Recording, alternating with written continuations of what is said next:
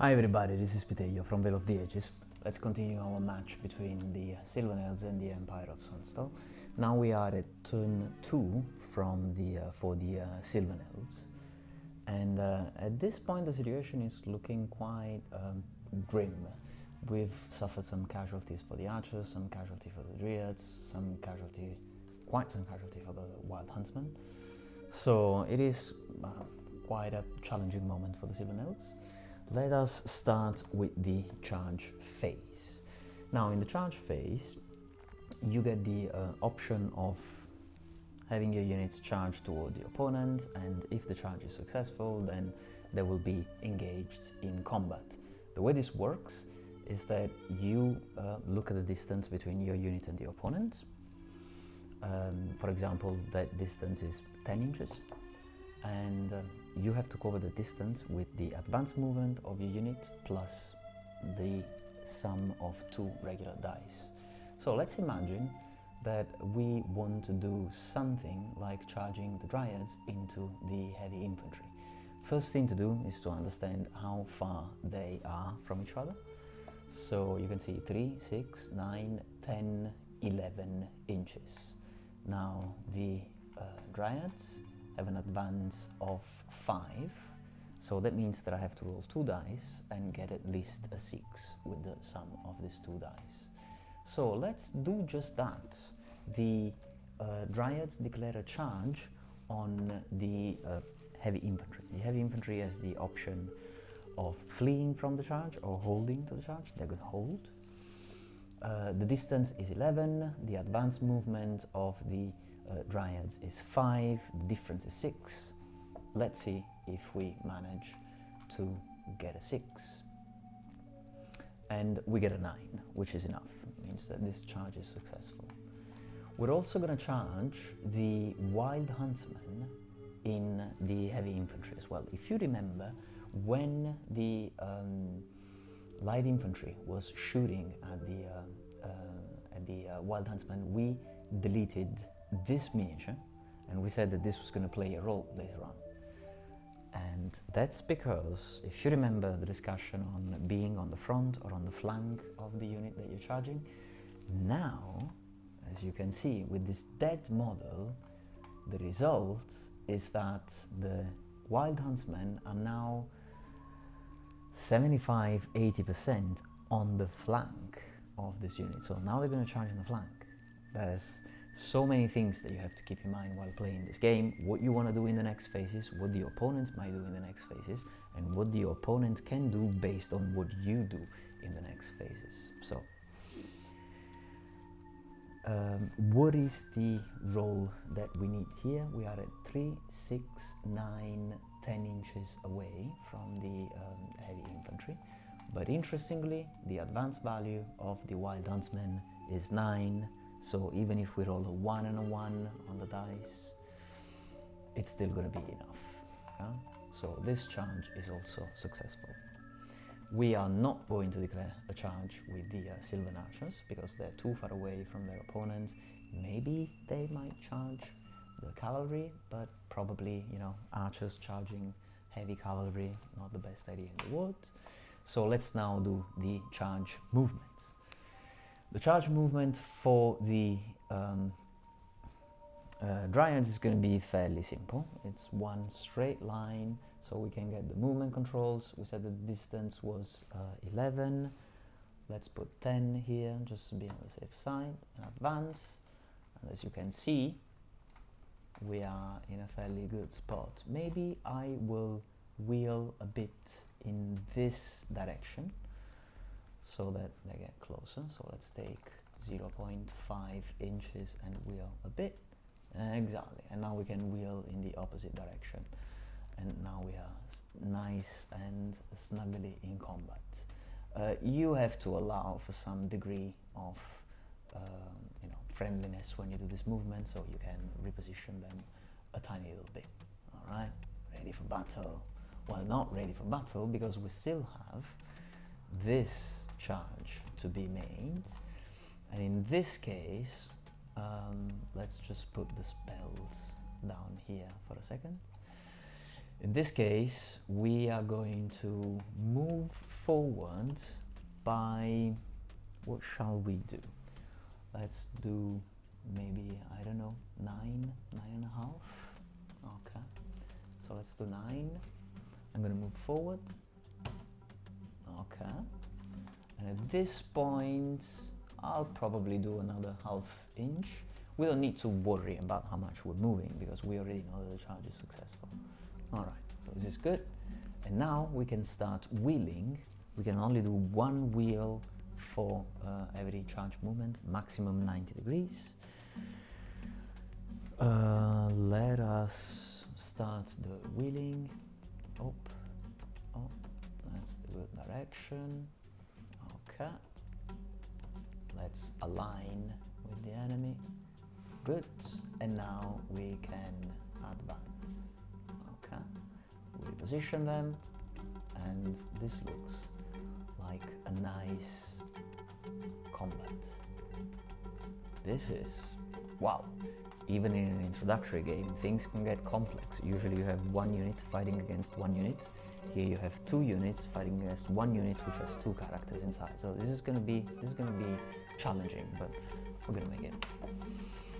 All right, so I declared 2 charges. I completed the two charges. I executed the 2 charges, and now the charge phase is over. We can go to the movement phase. In the movement phase, I am starting to think that I'm a bit worried about this nightly orders charging my Sylvan archers. At the same time, I don't really want to move them around because I want them to shoot at these guys down here.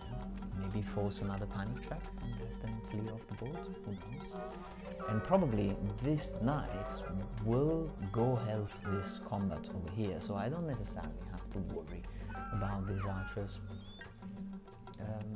getting out of the line of charge of these knights over here. So let's say that I don't do practically anything in the movement phase. Maybe this is not the wisest choice, but let's concentrate on the other aspects in the game. One thing though that one mistake that I don't wanna make is I wanna be able to cast my spells. So within 12 inches, I can cast the healing waters, and this means that if I look at the 12 inches range by pressing number 3, I see that I cannot cast the spell onto any one of my units in combat, really. And this is a bit of a disappointing thing. So probably I'm just going to cast the healing waters on myself and use the other spell on myself, meaning on the unit of the Druid. So on the archers, and maybe cast the other spell on the faster movement spell on one of my 2 units over there. So let's suppose that I will not do any movement here. All right. This means that we can jump to the magic phase, and as you remember, what we have to do is take 1 card, flip it, and see, I'm gonna have 5 magic dice and my opponent is gonna have 3. So I'm gonna cast a Truth of Time, which now is back in my hands because, as you remember, at the beginning of the magic phase, all of the previous spells go back to the caster who cast them. You can also put the Eruption of Tin next to these guys because this is still active. It has been cast in the Empire turn. So at this point, I guess that I'm going to use 2 spells to cast again Truth of Time, and I'm probably going to cast it on the Wild Huntsmen again. Right? So this means I'm going to roll 2 dice and try and make at least 5, because this is the casting value of Truth of Time. I roll them and I get a 7, so this is in. Does my Imperial opponent want to dispel this? Probably not. Probably it's going to be nice and sort of try and dispel the buff spell for the Sylvan archers. So I'm gonna let this one go, and I'm gonna add another spell on these guys here. As you can see, this unit has 2 spells going on. It's a lot of magic buffing and debuffing going on. Anyway, let us now try and cast the healing waters on the archers units. Now I need 6+, and I have 3 dice because I've already used 2 for the other spell. So looking for a 6. Yeppa, 13. Now the Imperial player has to try and make a 13 on 3 dice and to dispel the spell. And no, it's a 6. So, you know, sometimes saving the same number of dice as your opponent is not necessarily the best way to go about things, but yeah, what do we know? Alright, so now we have the Healing Waters spell in this guys as well. That's going to give some protection from shooting from the light infantry. At this point, magic phase is over. I managed to cast both the spells I had. We go into the shooting phase, and as you remember, I have a range of 30 inches. These guys are within 30 inches, 25 notably. And so I'm gonna shoot with my 1, 2, 3, 4, 5, 6, and 7 longbow, Sylvan longbow shots. The Druid and the archers have the same profile, so I'm not going to be worrying about that. So let's go back here, see what it is that I need to do. Sylvan longbow 3+, but long distance, so 4+. 7 dice, so to hit, 7 dice on a 4+. Ooh, and I make 5. I only fail with this one and with this one.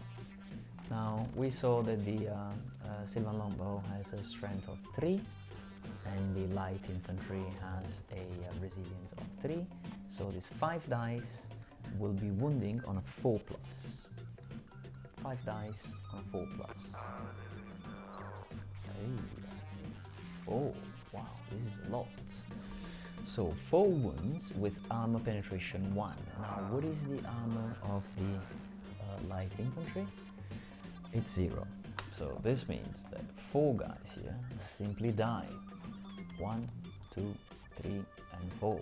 4 out of 7 die. This is more than 50%. This means that this guy will have to make a panic test. Now, you might remember that these dudes here have Discipline 7, the light infantry, the 4th block at the bottom. But if they are close enough to the Marshal, who has Discipline 9, then the Marshal can use the special rule General, which means that all friendly units within 12 inches of a non-fleeing General might use his Discipline. These guys within 12 inches from the General, well, this is my Marshal, and this is 7 inches, so we're fine. As you remember, we can also use the range tool, put it down here, set it to 12, and see that they are well inside the bubble, as we call it, for the General. All right. So they're gonna have Discipline 9. Let us roll the dice. If they make a 10, 11, or 12, they will be fleeing. And we're fine. We make an 8. Crucially, an 8 is less than 9, but it's more than 7. And the General not being within 12 inches, that light infantry will be fleeing. And they would be fleeing away from the unit that has done the most, that has caused the casualties in this turn. So, very well. We put this unit of light infantry into a very low state of damage output, plus we are covered by the healing waters, so these guys now are fine. They're probably not going to be shocked by what's going to happen in the next turn with shooting. And that's it. We are ready to play our first melee phase, the combat phase. Now, we have one combat. We will be focusing on this one here. In this combat, we have on the Sylvan Elf side a unit of Dryads, it's 6, and a unit of Wild Huntsmen, 2 of them. They have 2 spells active on them. Buff, so a good spell, Truth of Time that makes them faster in pursuing the enemy, and the debuff, so a hex type of spell, Corruption of Tin, which makes them their armor a bit worse. Okay. On the side of the Empire, we have a unit of 20 heavy infantry. Actually, it's 18 plus a wizard plus a marshal. Okay. First thing to do in these cases is to look at the agility values of these troops to see who's going to be attacking first. And as you can see here, this is the agility column. Marshal has an agility of 5, wizard has an agility of 3, and heavy infantry has an agility of 3 as well. 5, 3, and 3. What about the Sylvan Elves? The Dryads have an agility of 5, like the Marshal, and the Wild Huntsmen have an agility of 6, which is higher than everybody. So this means that the Wild Huntsmen are going to attack first, then it's going to be the turn of the Dryads and the Marshal at the same time. We will roll the dice in sequence, but it means that if the Marshal kills 3 Dryads, those 3 Dryads still get to attack because it's happening at the same time. And then after that, the heavy infantry and the Marshal will get to attack. So let's start with the Wild Huntsmen. Now the Wild Huntsmen attack first, each of them have 2 attacks, but we're applying the devastating charge rule, and this means that in the first round of a combat, this one, after a model with this rule has successfully charged, we just charge in the charge phase, it receives the bonus in brackets. This one, +1 attack, +1 strength, +1 armor penetration. So each model doesn't have 2 attacks, each model has 3 attacks. That's tough. It also has a strength of 5, not of 3, and has an armor penetration of 3, not of 2, with offense 5. If you don't really know how it works to hit and wound your opponent, once again, you just go to the manual. I think we have, I don't know, maybe around page 24, some way of making attacks. Yeah, you see? Roll to hit, offensive skill minus defensive skill, and the roll that you need to hit. There's nice tables in the chapter attacks. You can see the procedure to see the wounds. I'm going to assume that you have already had a look at the manual, just for the sake of going fast and showing you how the game plays outside of the dice rolling mechanics. Nice! So we said 3 attacks for each Wild Huntsman, offensive skill is 5, and the defensive skill of the heavy infantry is 3, so that means I'm going to hit with a 3+. 6 attack, hitting with a 3+. Alright, I fail this one, and I fail this one, the other hits. So it's 4 hits that wound. Now I have strength 5, which is 4 + 1 because of the fact that I'm charging in this turn. The resilience of the heavy infantry is 3, and strength 5, resilience 3. I'm going to wound on a 2+ on these 4 dice. Alright, they're all 4 wounds. Now I have armor penetration 2, +1 because I charged, armor penetration 3. The armor of the heavy infantry is only 1, so with a -3 there's no armor that can save them, and this means that these 2 guys have effectively killed 4 of these dudes down here, which is a lot. It's a lot. It's really a lot. Alright, so let's go from the agility step of 6, at which these guys were attacking, to the agility step of 5. And we'll have the Marshal and the Dryads. We'll have the Dryads attack first, because this is the turn of the Sylvan Elves. So usually when you are at the same agility step, you're gonna let attack the units which belong to the army that's playing their turn. So I have 4 Dryads here and 2 in the back. This Dryad is only in combat with one of the two characters here, the Marshal and the Wizard, but for some special rules we can assume that they're gonna attack the heavy infantry as well. Actually, you know what? No, scratch that. I'm gonna take these 5 Dryads here, and then I'm gonna let them attack the troop in front of them. I'm gonna take this Dryad and I'm gonna let it attack the Wizard. See whether we can make a bit of damage on the Wizard. Maybe this is not the most clever thing to do. Probably we should let these 3 guys here go over the Wizard, or none, but you know, just for fun.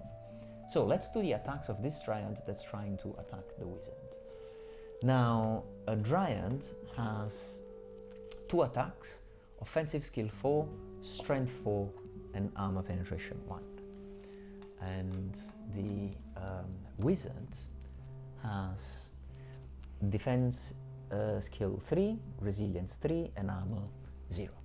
Okay. It also has 3 health points, which means that if I only attack it with 2 attacks, even if I go with all 2, then I'm not going to kill the Wizard. That's why maybe I'll be nasty. I'm gonna take these 2 Dryads and I'm gonna let them attack the Wizard, because as you see, their base is in contact with one of the Wizard, and this Dryad in the back can also attack the Wizard because it's right in front of him. Okay, of her, of it. I don't know. I always consider Dryads to be women. Anyway. So we're gonna have these 2 Dryads plus this one in the back. Now, it is important to remember that if you are not in the front rank, you can only do 1 attack. Even if on your profile it says that you have 2, since you have another fighter in front of you, you are a bit impeded and you cannot do both these 2 attacks. So we're gonna have 2 attacks for the first Dryad, 2 attacks for the second Dryad, and 1 only for the Dryad that's in the back. This means 5 attacks. Offense skill is 4, the defense skill of the Wizard is 3. It's 5 attacks hitting on a 3+. I make all 5. Sweet. I have strength 4 with my Dryad, and the Wizard has resilience 3. So that means that I'm going to wound the Wizard on a 3+ with all 5. Let's see. Oh! Unbelievable. I need a 3+, so this one fails, this one fails, this one fails. I only cause 2 wounds, not 3. This is interesting. So not only we put all of the wounds on the Wizard, but it wasn't even enough. So we can note down the fact that this Wizard has suffered 2 wounds by taking 2 wound tokens and putting them next to the Wizard. Okay, I'm going to put them back here. As soon as this Wizard suffers another wound, bye Wizard. No more spell casting for the Empire of Sonnstahl. And also these 2 wounds, they count to determine how the combat is going to end. We can now also attack with the 2 attacks from this Dryad, these 2 attacks from this Dryad, and the 1 attack from the back rank of this other Dryad here. 5 attacks that are going to go on the heavy infantry. And as always, we have offense 4, strength 4, and armor penetration 1. And this is going to be interesting because the heavy infantry has a defense of 3 and a resilience of 3, just like the Wizard, but they also have an armor of 1, differently from the Wizard, who has no armor. And this is interesting because it means that this one gets negated by the armor penetration 1 of the Dryad, and so in the end they still have no armor, but now we're using the armor penetration of the Dryad. Okay? We didn't need to do that when fighting against the Wizard. So again, 5 attacks, as we said, 2 plus 2 plus 1 only support attack from the back rank. And I'm gonna hit with 3s, and I'm gonna wound with 3s, and there's gonna be no armor. 5 attacks hitting on a 3. All 5 again. 5 attacks wounding on a 3. Ooh, and now it's 4 wounds. I think this would have killed the wizard and even have done 1 for the wound. Anyway, not bad at all. So 4 more die. 1 and 2 and 3 and 4. So as you can see here, 3 Dryads have done 4 wounds, 2 Wild Huntsmen have done 4 wounds, and the other 3 Dryads have only managed to do the 2 wounds on the wizard. Wow, this is a lot. This is a lot of casualties here. 10 wounds have been inflicted by the Sylvan Elves. This is a lot. But now it's the time for these guys here to attack. Now we're gonna have the Marshal attacking first, and then everybody else. Let's look at the profile of the Marshal to see how nasty he is in combat. He has 3 attacks. His offense 5, strength 4, and armor penetration 1. This is a good match. So I'm gonna attack the Dryads. 3 attacks, hitting on a 3+ and wounding on a 4+. 3 attacks, hitting on a 3+. Dice are not with me. Ouch. Nope. Nope. This one is gonna wound on a 4+ because I have strength 4 and my enemies, the Dryads, have resilience 4. And I roll a 3, so I make none. So, General, the Marshal, has caused no casualty. This is ugly. Let's now look at the Wizard. The Wizard only has 1 wound left. It's very upset. 1 health point left. It only has 1 attack with offense 3 and strength 3, so good luck. 1 attack hitting on a 4. And it misses completely. This is bad. This is seriously bad for the Empire. It's not going well. Wow, this unit is under a lot of pressure. This one has been reduced to being practically useless, I would say. I was only 3 out of 10. This is tough, man. This is tough. But we still get a chance to attack with the... Oops, what have I done here? It's okay. I think I've moved this frame by mistake. Yes, I have. Alright, let's try and put it back in place. Good. So I now get a chance to attack with 1, 2, and 3, 4, 5, 6, 7, and 8. This guy will also get a chance to attack the Wild Huntsman here, but you cannot do support attacks to the front or to the side with models that are in the 3rd rank. You can never do support attacks to the side, and in the front you can only do them with 1 rank beyond the 1st unless you have some special rules. So we're gonna have 7 attacks, and I'm gonna put these 7 attacks on the Dryads. I think so. You know what? I'm gonna put these 3 attacks on the Wild Huntsman, and this 1, 2, 3, 4, 5, and 6 on the Dryads. Alright? Good. So let's do first the attacks that go on the Wild Huntsman. Just as a reminder, our heavy infantry has offense 3, strength 4, and armor penetration 1. It's because they have halberds. Even if I think these miniatures here are wielding a spear and shield, but in the main game they have these extra options that gives them extra strength and extra armor penetration. Let's attack the Wild Huntsmen first. Wild Huntsmen have defense 3, resilience 3, and armor 3, but they also have a -1 armor because of the corruption of tin. We want to use that. That's why we're attacking them now. On the other hand, the Dryads have defense 4 and resilience 4, no armor, but then they have Aegis. This is going to become clear as I do the rolling for the attacks. 3 attacks on the Wild Huntsmen. They hit on a 4+. Oh, look at that, they're on fire. Good, do what your characters didn't manage to do. Strength 4 versus resilience 3 means wounding on a 3+. All of these 3 attacks were successful, so I'm rolling 3 dice. Oh, wow, 3 wounds. Okay, fun. If we go to the other side, now we have 3 wounds that we need to save. Our armor would be 3 for the Wild Huntsman, but -1 because of the corruption of tin, and -1 because of the armor penetration 1. So I mean, it means that I only have armor 1 instead of my normal 3, and that means that I'm only gonna save each wound with a 6. 3 wounds, let's see how many 6s I managed to make. Okay, that's 1. I saved 1 wound, and I only suffer 2 wounds. But interestingly, I have 1 health point for each of these Wild Huntsmen. So that means that the Wild Huntsmen die. And wow, they did a lot of damage. They did 4 wounds of damage here, but they also just died.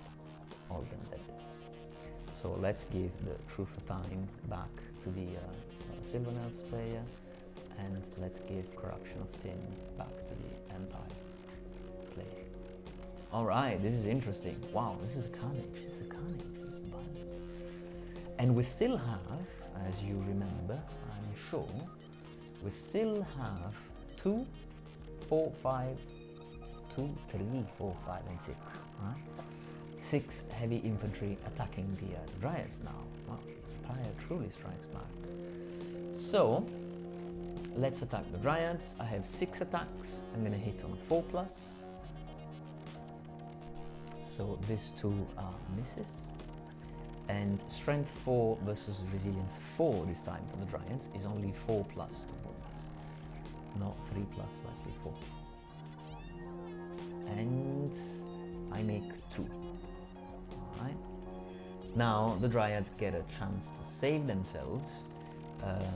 They won't be affected by the armor penetration of the attack of the heavy infantry, because as you surely remember, we said that Aegis, which is the type of protection that the Dryads have, ignores armor penetration modifiers.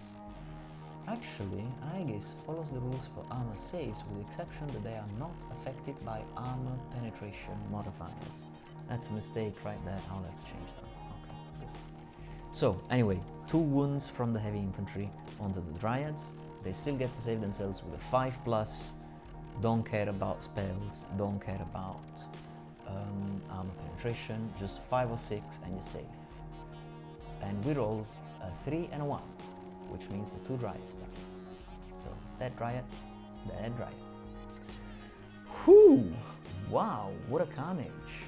We lost 2 of these, 2 of these, 2 wounds on the wizard, and 8 heavy infantry. Wow, that's very tough.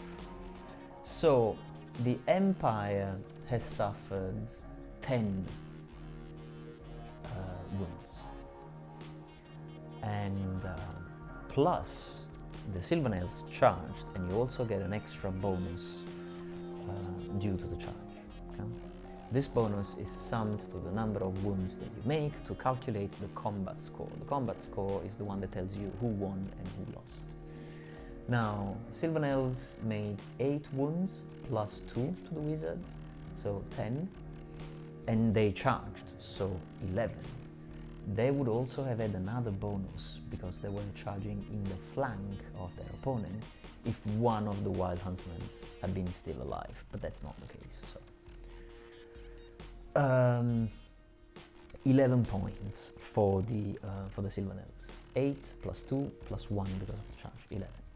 Now, the Empire struck 2 plus 2, 4 wounds, and also gets another bonus for each rank beyond the first. This also applies to the Dryads, it just happened that the Dryads are dead.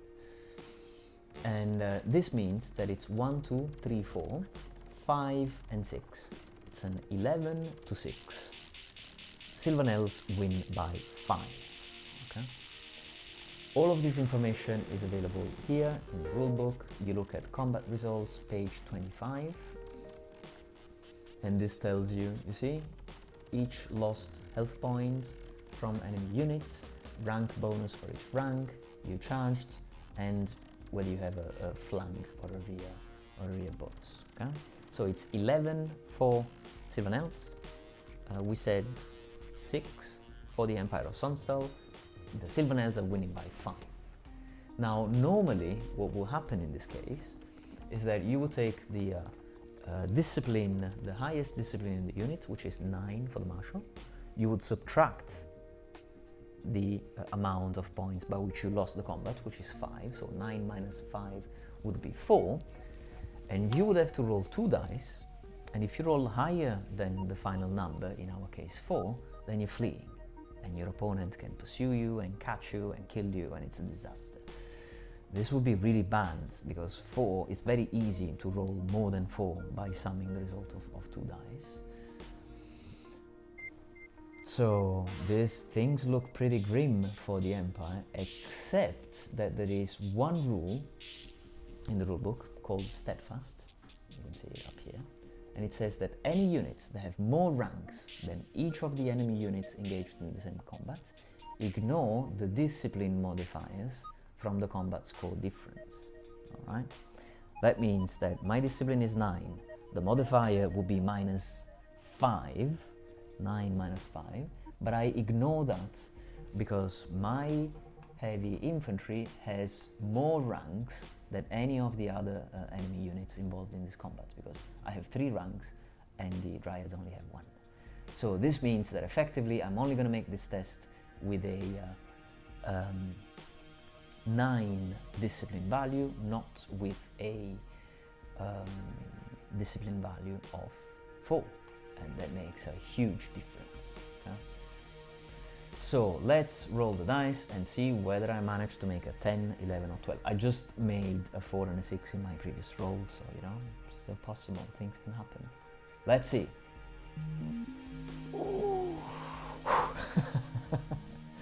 Wow. So this only worked because the general is in that unit and is giving discipline 9, and because the mass of the heavy infantry so is giving me the steadfast rule so that I can ignore the minus 5. So this is a excellent synergy between the leadership of the Marshal and the numbers of the heavy infantry. This means that these 8 dudes are dead, these 2 dudes are dead, these 2 dudes are dead. These are the 2 wounds for the wizard. We can still place them maybe here over the tray. And the fight goes on in the next turn. This is the end of the combat phase for the second turn of the Sylvan Elves, and so the end of the second turn altogether. The next video we're going to look at what the Empire does in the second turn and whether they will manage to swing the tides of the battle. See you in the next video.